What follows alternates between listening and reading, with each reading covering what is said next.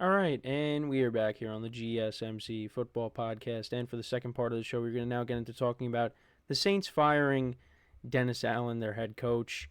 And not really surprised by this. And I mean, if you think about it, though, you go back to the beginning of the season, they started off 2-0, and I kind of drank the Kool-Aid a little bit with the Saints, and I was like, okay, maybe, they're going to have a good season. Derek Carr's playing well. They put up 40 points back-to-back weeks. But you kind of see, I mean, the Panthers we knew weren't that good. But, when they beat the Cowboys at home and really beat them, we thought, okay, maybe the Saints are legit this year. But now, again, you see how the Cowboys are playing, and, things fell apart after that week. They have not won a game since they went 2-0. And, Dennis Allen, I think, before the season, I probably would have said he's one of the coaches that is on the hot seat and probably will be let go if the Saints underperform this year. But then when they were 2-0, I'm like, oh, maybe, they're going to turn it around this year. But that ended up not happening. They let him go, losing to the Panthers 23-22 on Sunday. That was the final straw. And this is what a couple of statements from the Saints. So Dennis has been part of our organization for many years. He's highly regarded within the NFL. He has been extremely loyal and professional, and most importantly, an excellent football coach for us. All of this makes today very tough, and for me and our organization, this is what Saints owner Gail Benson had to say in a statement. However, this decision is something that I felt we needed to make at this point, or to make it this time. I wish nothing but the best in the future for Dennis and his family. He will always be considered in the highest regard by me and everyone within our organization. And in 43 games as the Saints head coach when he took over for Sean Payton, he's 18-25. So more quotes here. I want to take this opportunity to first and foremost thank ownership for the opportunity to be the head coach of the New Orleans Saints. The organization will forever be near and dear to my heart, and I'm disappointed the results weren't better. I also want to thank Mickey Loomis for the support he and his staff provided throughout the entire time I was with the organization. So this is now Dennis Allen in his quotes. I am proud to have worked alongside some great coaches, both as an assistant and during my time as the head coach. To those men, I am sincerely grateful for the time and effort they put into their jobs. I am also grateful for the entire staff that worked hard to provide the support and will miss our daily interactions. And yeah, it's, again, not really surprised. Like I said, if the Saints underperformed this year, he was most likely going to be gone. But again, this season you started off good, and then now they've lost 7 straight, and losing to the Panthers was the final straw. And then this is what the general manager had to say. Dennis Allen is an excellent football coach. This season we have had an avalanche of injuries. It took its toll. DA has never offered excuses. He fought each day for this organization and this team, and that is what makes today disappointing. Dennis has been an integral part of the organization's success for the better part of 20 years. He will be missed. And yeah, so that's it for him. And look, the Saints are in a bad spot right now, because you got all these veteran guys. Now they started trading some. They traded Marshawn Lattimore. I don't know what's going to happen for some of the other guys. I mean, they did, work out a contract with Alvin Kamara, but I don't know where the Saints are going. I just really, I don't know what their direction is. I mean, are they going to draft a quarterback if they have the ability to? I mean, I guess. I don't know if Spencer Rattler. I don't know if they view Spencer Rattler the future. And also there's a lot going on with Derek Carr. Now, I did want to bring up another thing that happened in the Panthers game, and that was Chris Olave, being put on a stretcher in the game because he suffered another concussion. Was hit in the head by Xavier Woods while attempting to catch, a pass from Derek Carr.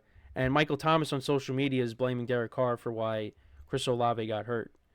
Olave got knocked to the ground after the hit and was taken out of the stadium and was evaluated at a hospital in Charlotte. But he was released before the end of Sunday's game and flew home with the team. So that's good signs there. He posted something on Instagram as well. So, at least, he was released from the hospital, and it looks like he's, heading in the right direction there. But, yeah, I mean, you kind of, it's another player that's been dealing with concussions. I mean, he had the one in the Bucs game as well. So you worry about the safety of Chris Olave. But that's just something else. It's just a lot of bad things going on with the Saints. And yeah, you got Michael Thomas calling out Derek Carr, and Derek Carr having to answer that question, answering questions from the media on it. And, he had a good response for it. It's not like he went back at Michael Thomas. But, yeah, I mean, Derek Carr is receiving a lot of hate. And, look, has he been a disappointment? Yes, but, I mean, this is no way to treat a human being. Blaming him for a player getting hurt. And just, Saints fans, too. I mean, they just have, had it with him.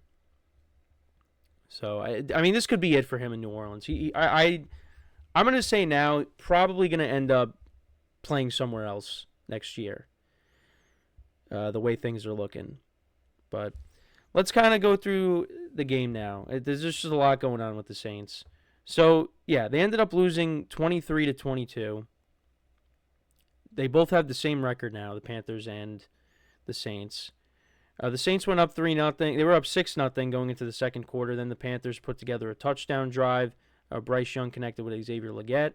So that made it 7-6. Then the Saints answered with a touchdown. Taysom Hill from 7 yards out scored. Both teams then punted. It was 13-10 at the half. The Panthers kicked the field goal. But then they opened up the second half with a touchdown drive. Chuba Hubbard from 1 yard out scored. So that made 17-13. Then the Saints answered with a field goal. Then they got a touchdown later. Carr connecting with Foster Moreau for a 17-yard touchdown. They went for 2 and didn't get it. Then Bryce Young threw a pick. And the Saints did nothing with that. They ended up punting. Then after that, more punts, and then the Panthers put together a touchdown drive. Chuba Hubbard from 16 yards out. And speaking of Chuba Hubbard, he just got a new contract. They gave him a 4-year extension. I want to look at the specifics of the deal. So yeah, 4 years, $33.2 million, $15 million guaranteed. Was a 4th-round pick in 2021. He's had a good year. He has had a good year. But people are kind of confused because they drafted Jonathan Brooks. And they're wondering, well, why are you paying him when you have another running back that you drafted? So some people are a little puzzled by that. But, again, Chuba Hubbard deserves to, get a contract. I mean, he's been playing well this year. It's just, I was kind of curious of, by the Panthers, giving him that contract when they drafted a running back in this past NFL draft. But that's what they decided to do. But yeah, so after Hubbard scored that touchdown, the Saints turned it over on downs, and then the Panthers iced the game, and that was it. Derek Carr finished 18-31 for 236 yards, 1 touchdown, no interceptions. Alvin Kamara had a big game, 29 carries for 155 yards. He was also the leading receiver. He had 60 yards receiving. Taysom Hill, 41 yards receiving, also had a rushing touchdown. Saints defense, only 1 sack in this game. Bryce Young, 16-26, 171 yards, 1 touchdown and a pick. Chuba Hubbard, 2 rushing touchdowns, 72 yards on the ground. Jatavion Sanders had 4 receptions for 87 yards. Panthers defense only had 1 sack in the game. But yeah, they improved to 2-7. Saints drop to 2-7. And then we get the pleasure of watching the Panthers and the Giants play in Germany on Sunday. And then as for the Saints, they take on the Falcons at home this week. But yeah, they have lost 7 in a row after starting off 2-0 on the season. So, kind of jumped on that bandwagon a little bit too quick. I mean, I wasn't fully on it, but I definitely was getting ready to board the train. And it ended up not going anywhere. But yeah, I mean, they're a team that I just really don't know what their plan is going to be. I mean, we'll see where they end up finishing in the draft, but I definitely think with the veterans that you have on this team, I think you got to continue to sell them off, maybe in the off season, because I mean, this team needs a full makeover. Because they've kind of been stuck in, well, we still want to compete, and they've hovered around 500, but it's just they haven't made the playoffs in quite some time now. The last time they made it was in 2020. They just missed out on it in 2021, and that was Sean Payton's last year. Last year they went 9-8 and just missed out. But this was the year that the wheels kind of fell off, and part of that is injuries, but it's just and also Derek Carr just really hasn't worked out. So I do think this is a team that really does need to just hit the reset button and start over, because that has been needed for quite some time. So, but yeah, letting go of Dennis Allen, that was the right move, and we'll see what they end up doing next year, who they end up bringing in, and maybe there'll be a new quarterback in place. Who knows? But let me know what you guys think about the Saints. What do you see them doing after the season? Do you see them moving off of some of their veteran guys? Let me know in the comments. So before we go to break, just want to remind you guys once again to tip or donate, get your comments recognized. Make sure to hit that super chat button in the chat if you want me to acknowledge any thought or comment you may have throughout the live broadcast. Makes the show more lively, more entertaining between myself, the host, and you guys, the viewers. We appreciate you guys' viewership each and every day, so any contribution you can make to the show means the world to us as we put out content for you guys each and every day. And also, the other way to help out the show is by going to the link at the bottom of the show segment on the ticker, GSMCPodcast.net. That is GSMCPodcast.net. So when we come back from our next break, we will talk about the Bears-Cardinals game. We'll talk about Caleb Williams being left in the game for too long. That could have resulted in a major injury, but didn't. But we'll talk about what Matt Eberflus, the head coach, had to say on it. We'll get into all that when we return from our next break. So with that being said, stick around, and we'll be right back here on the GSMC Football Podcast.